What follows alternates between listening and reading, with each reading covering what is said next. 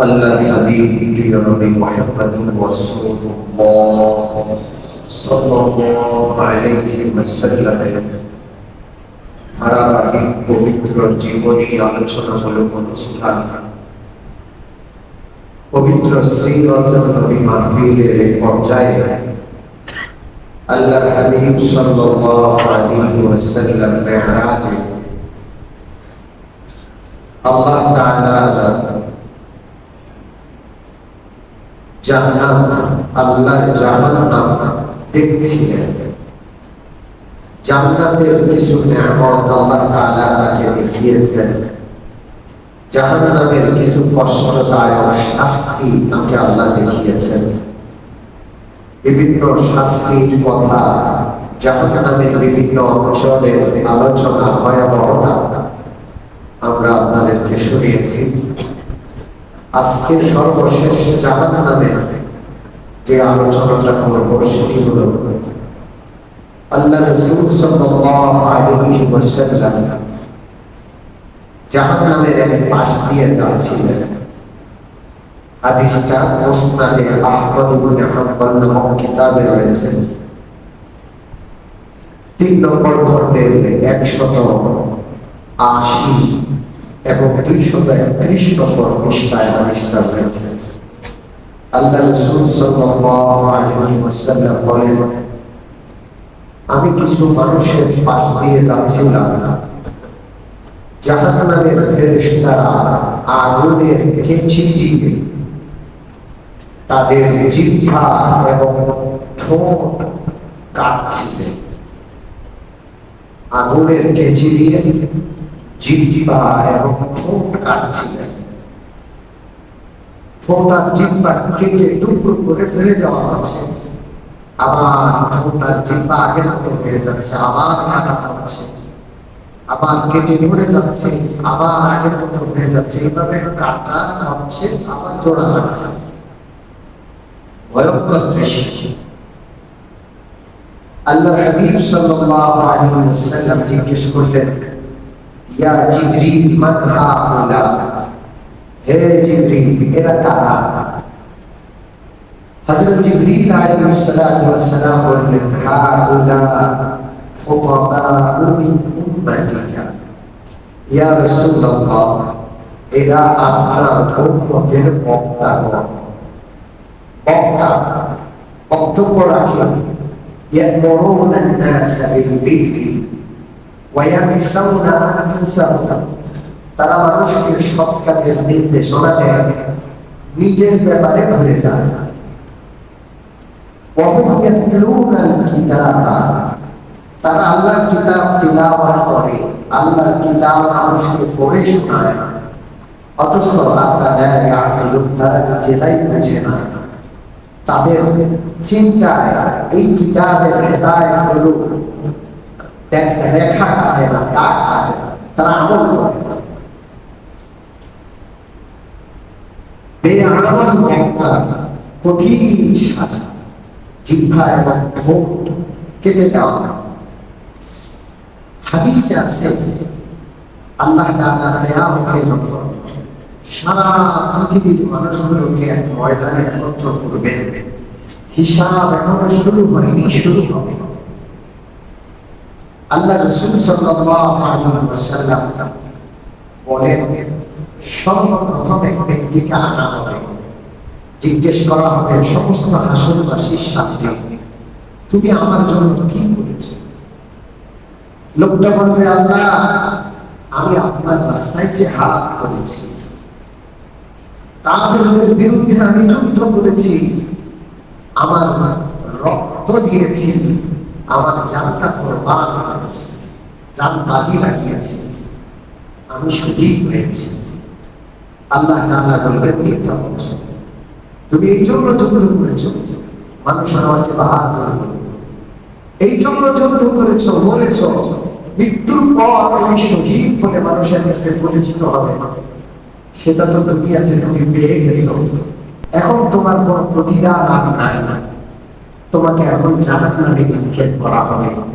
হাদিসে আছে সর্বপ্রথম এই শহীদ ব্যক্তিকে হাসরের ময়দানে সবার আগে জাহান্নামে নিক্ষেপ করা। দ্বিতীয়, আল্লাহ তাআলা এক ব্যক্তিকে উপস্থিত করে জিজ্ঞেস করবেন, আমার জন্য তুমি কি করেছো? লোকটা বলবে, ইয়া আল্লাহ, আমি আমার যাবতীয় সম্পদ আপনার নামে ব্যয় করেছি, গরিব দুঃখীদেরকে সাহায্য করেছি, এমন কোন জায়গা নাই যেখানে খরচ করা দরকার অথচ আমি খরচ করি, সব জায়গায় আমি খরচ করেছি শুধু আপনার জন্য। আল্লাহ তাআলা বলবেন, মিথ্যা বলছো, তুমি এই সম্পদ ব্যয় করেছিলে মানুষ যেন তোমাকে দানশীল বলে, দানবীর বলে, মানুষের মুখে মুখে তোমার প্রশংসা হয়, সেটা তো হয়ে গেছে, তুমি এর কোনো প্রতিদান পাবা না। আল্লাহ তাআলা তাকে নির্দেশ করেন, সমস্ত হাসরবাসীর সামনে 2 নম্বরে তাকে জাহান্নামে নিক্ষেপ করা। তৃতীয় আরেক ব্যক্তিকে আল্লাহ উপস্থিত করবেন, জিজ্ঞেস করবেন, তুমি কি আমল করেছো? লোকটা বলবে, আল্লাহ, আপনার কিতাব আমি মুখস্থ করেছি, কোরআন পড়েছি, আসমানি গ্রন্থ আমি কষ্ট করে পড়াশোনা করে লক্ষ লক্ষ মানুষকে আসমানি গ্রন্থের তেলাওয়াত শুনিয়েছি, ওয়াজ করেছি, নসিহত করেছি, মানুষ আমার ওয়াজ নসিহত শুনে নামাজ পড়েছে, রোজা রেখেছে, নেক আমল করেছে, পৃথিবীর পরতে পরতে গিয়ে আপনার দাওয়াত দিয়েছি। আল্লাহ বলবেন, মিথ্যা বলেছো, তুমি এত কিছু করেছো যেন মানুষ তোমাকে বড় আলেম বলে, বড় বক্তা বলে, অনর্গর্ষী বক্তা বলে, সেটা তো বলাই হয়েছে, এখন তোমার পাওয়ার কিছু নাই, তোমার ঠিকানা হলো জাহান্নাম। গোটা হাসরবাসীর সামনে এই তৃতীয় এই ব্যক্তিকে সবার আগে জাহান্নামে নিক্ষেপ করা হবে, এরপরে হিসাব কিতাব শুরু। আমরা যে কোনো কাজ করব একমাত্র কার সন্তুষ্টির জন্য? আল্লাহ সন্তুষ্টির জন্য যদি কোনো নেক আমল না করে অন্য কারোর জন্য করা হয়, ওই নেক আমল যত মহৎ হোক, যত গুরুত্বপূর্ণ হোক, আল্লাহর কাছে এক ফোঁটা মূল্য নেই। পক্ষান্তরে আল্লাহর জন্য কোনো আমল করা হলে ওই আমলটা ছোট্ট হতে পারে, অতি ক্ষুদ্র হতে পারে, কিন্তু আল্লাহর জন্য যদি করা হয়, আল্লাহ তাআলা হয়তো এটাকে কবুল করে ক্ষমা করে জান্নাত দিয়ে দিতে পারেন। ইমাম আবু দাউদ রাহিমাহুল্লাহ, যিনি আবু দাউদ শরীফ লিখেছেন, একবার তিনি জাহাজে করে কোথাও যাচ্ছেন, বন্দর থেকে জাহাজ ছেড়ে দিয়েছে, এমন সময় ঘাটে এক ব্যক্তি হাসি দিয়েছে। হাসি দেওয়ার পর হাসির জবাব দিতে হয়, যিনি হাসি দিবেন তিনি বলবেন আলহামদুলিল্লাহ। দ্বিতীয় ব্যক্তি যিনি আলহামদুলিল্লাহ আওয়াজ শুনবেন, তিনি জবাব দিবেন ইয়ারহামুকাল্লাহ।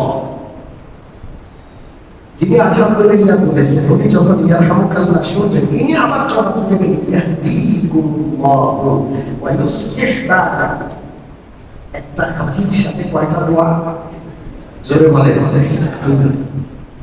এর মধ্যে একটা ওয়াজিব, সেটা হলো যিনি আলহামদুলিল্লাহ বলছেন, ওনার আওয়াজ দ্বিতীয় ব্যক্তি শুনলে ইয়ারহামুকাল্লাহ বলা ওয়াজিব।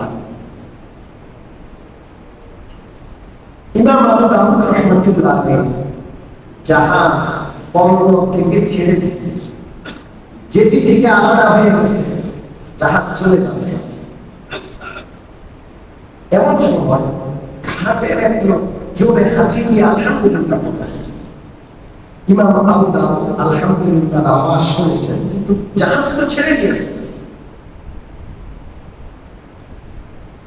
তিনি জাহাজ থামাইলেন, ছোট নৌকায় উঠলেন, উঠে তীরে আসলেন, ওই লোকটাকে ইয়ারহামুকাল্লাহ বলে আবার ছোট নৌকায় করে বড় নৌকায় জাহাজ নিয়ে উঠল। হাসির জবাব দিয়েছে, এতটুকু কাজ। মৃত্যুর পর তাকে কেউ স্বপ্নে দেখলেন, জিজ্ঞেস করলেন, আল্লাহ তাআলা আপনাকে আপনার সাথে কি আচরণ করেছে? তিনি বললেন একটা আমলের কারণে আল্লাহ আমাকে মাফ করে দিয়েছে। তো যিনি জিজ্ঞেস করছেন উনি সব চিন্তা করেছেন আবু দাউদ শরীফ লিখেছে কত বড় খ্যাত, ১,৫০০ বছর হয়ে গেছে, রাসূলুল্লাহ ইন্তেকালের ২০০ বছর পরে তার জন্ম, প্রায় ১,৫০০ বছর হয়ে গেছে। এই ১,৫০০ বছর যাবৎ আবু দাউদ শরীফ কিতাবটা সিয়াসিদের অন্তর্ভুক্ত, কত লক্ষ লক্ষ মানুষ এই কিতাব পড়তেছে, মনে করছে আবু দাউদ শরীফ লিখছে এই জন্য আল্লাহ হয় না। কয়েকদিন জাহাজে উঠেছিলাম, এক ব্যক্তি হাসি দিয়েছে, হাসির জবাব দেওয়ার জন্য জাহাজ থেকে ছোট নৌকায় করে তীরে এসে জবাব দিয়ে আবার জাহাজে উঠেছি। এই যে এইটুকু কাজ করেছি আল্লাহ, এটার জন্য আল্লাহ আমাকে মাফ করে দিয়েছে। এই জন্য কোনো আমলকে ছোট মনে করতে নাই। আল্লাহর জন্য কোন আমল যদি বান্দা খাঁটিভাবে করে, সে আমলটা ছোট হতে পারে কিন্তু তার নাজাতের জন্য এটা যথেষ্ট হয়ে যেতে পারে। কিন্তু আল্লাহর জন্য না, মানুষকে দেখানোর জন্য, রাজনৈতিক স্বার্থ, এটার কোনো কোনো দাম নাই। এই জন্য তারা ধরা পড়ে যায়। সুন্দর বক্তব্য, সুন্দর উপস্থাপনা, মানুষের দৃষ্টি আকর্ষণ করার জন্য, মানুষকে হাসানোর জন্য, মানুষকে কাঁদানোর জন্য, এগুলো মানুষকে আকর্ষণ করার জন্য ধরা পড়ে যাবে। জিহ্বা আগুনের কেচে দিয়ে থাকা এবং আল্লাহ তাআলা রাসূলকে আল্লাহ তাআলা দেখিয়েছেন, আল্লাহ তাআলা যেন সব কাজ আল্লাহকে সন্তুষ্ট করার জন্য করার তৌফিক দান। মানুষের ঈমান যত বেশি খাঁটি হবে, মানুষের আল্লাহকে রাজি খুশি করার জন্য কাজ করার আগ্রহ তত বেশি হবে। ঈমানের দুর্বলতা থাকলে মানুষ তখন নেক আমল করে মানুষকে দেখানোর জন্য। এই জন্য আল্লাহর কাছে ঈমান বৃদ্ধির দোয়া করব। রাজি আছি ইনশাআল্লাহ? ঈমানের জায়গা কোনটা? অন্তর। যদি বলি ঈমানের জায়গা কোনটা? আর খাঁটি নিয়তের জায়গা কোনটা? অন্তর। যদি বলেন কোনটা? একই জায়গায় থাকে, একই পাত্রে দ্রোণা থাকে, ঈমান এবং ইখলাস। ইখলাস মানে নিয়ত খাঁটি হওয়া কার জন্য? আল্লাহ আমাদের তৌফিক দান করুন।